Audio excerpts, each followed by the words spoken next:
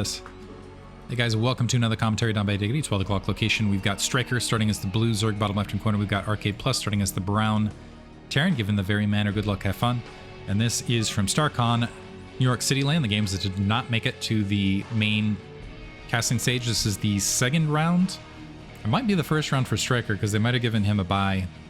I think they took the top-seeded players and gave them one round off to allow, I think to allow some of the players that were not as favored to make sure they get more games in, primarily, as an aspect.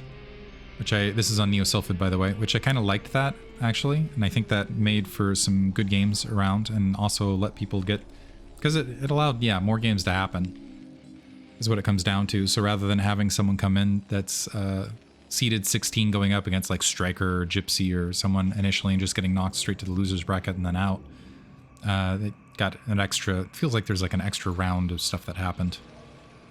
At least that works, that's the way it works out in my head. Regardless, be sure to check out the North American Pro League. Mentioned that in the previous casts. Artosis' channel is going to be hosting that. Jayun, last time I checked, was also doing some chatter in the background with Hawk, talking about the strategizing in between. I don't know how much that's creating maybe that's part of the mind games, but might be creating some problems for him in the background. By the way, Stryker moving the Overlord towards first scout. Barracks being built in the interior of the base this time for Arcadeplus rather than on the front door. We are seeing a 12 hatchery opposite side for maximum economic efficiency there for Stryker.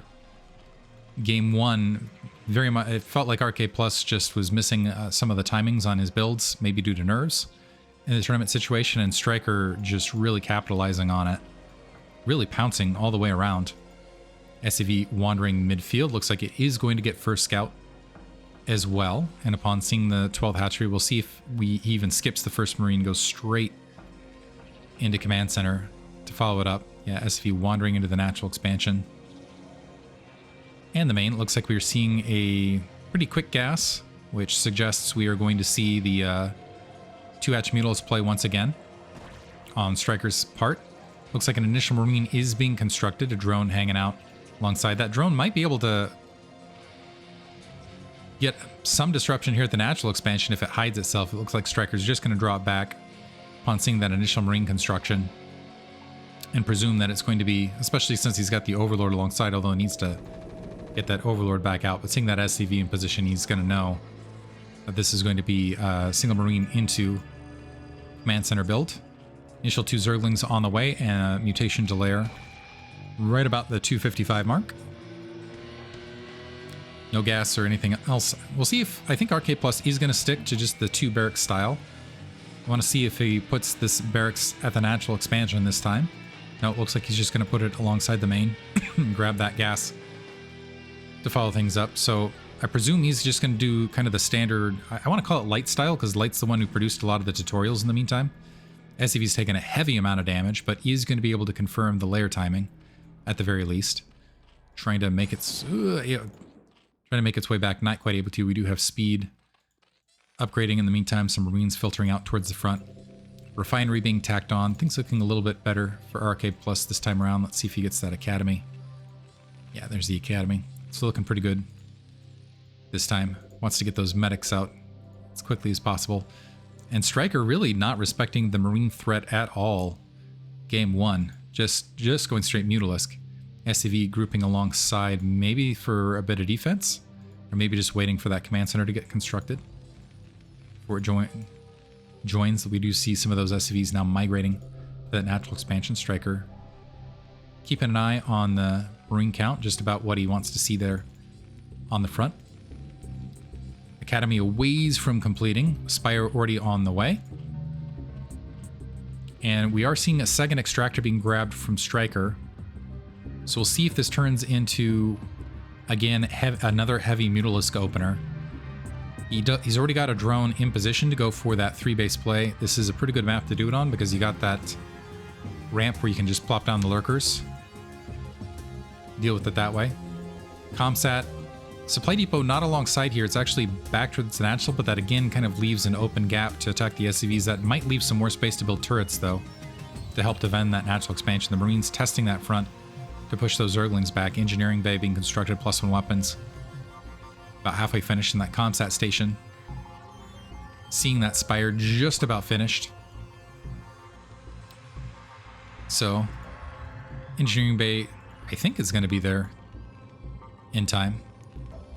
Because again, yeah, it's going to finish close to when the Mules are constructing. The Mules are being built right this second.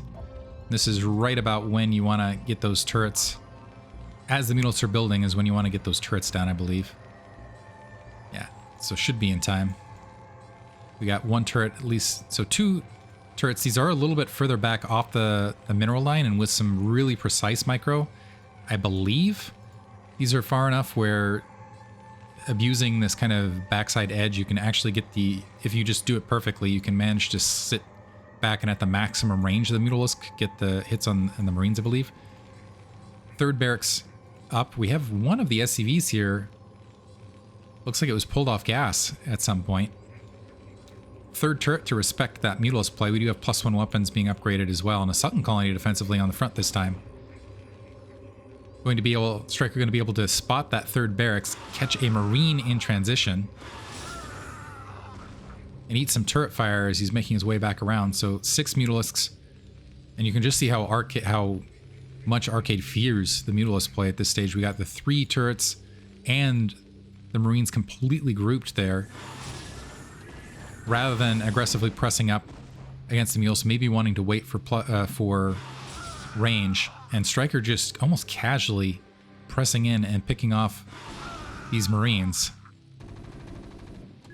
Doing a great job. 3 turrets off, and this is a very heavy turret investment. 3 turrets to defend the barracks line as well. Arcade wants to make sure he doesn't just get wiped out on a pure Mutalisk attack alone. 3rd gas is up and running for Stryker. And we'll see if we get that factory insufficient time as range is finishing, +1 weapons on the way for Arcadeplus. This is around the time where we want to see that factory being built, but right now, maybe a little bit concerned about this Mutalisk play and more Mutalisks coming up. So a single Sutton colony and a massive amount of Mutalisks moving out.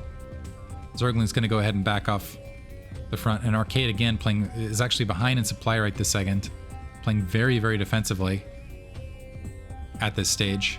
And again, I feel like he's a little bit late, getting later on the factory drop as well to... Okay, there he's got it down, so in decent timing. This is the angle I was talking about, where, yeah, I think you can just sit on the edge. Already able to kill a couple SCVs right there. Stryker actually filling in a healthy drone count behind this.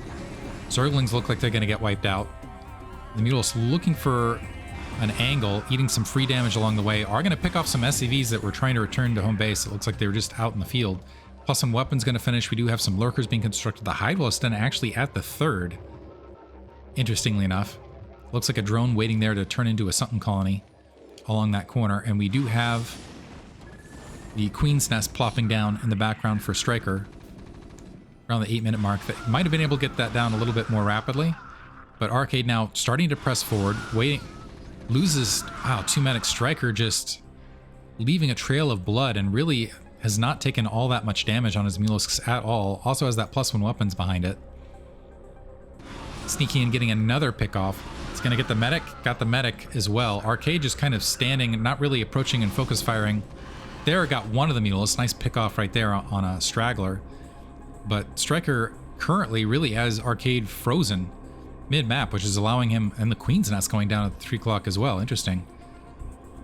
Create a bit of a blockade there, but no lurkers in position as well. And Stryker just really abusing the medic marine ball out in the forward field. 4th barracks being dropped, double starport on the way. The Mutalisk going to sneak back in. And again, able to get some additional SCV kills and wipe out both turrets. The SCV's not jumping on to repair. Natural expansion completely getting obliterated. Arcade, it looks like he's having a tough decision here. It looks like he's not going to draw the Marines back. He's just going to let that natural expansion be laid waste. Now down to 1 base mining. Excuse me, 22 supply behind. And Arcade going for an attack towards the natural expansion. A bunch of lurkers in position. And it looks like, yeah, that might be sufficient lurkers, especially without science vessel support, to go ahead and defend here. Yeah, plenty of lurkers. So Arcade losing his natural expansion, and that might be GG right there. Stryker just showing why he's such a ferocious opponent. Looks like, yeah, just went for an attack move of the Medic Marines. That is the remains. Hope you guys enjoyed it. Arcade going to move on to the lower bracket.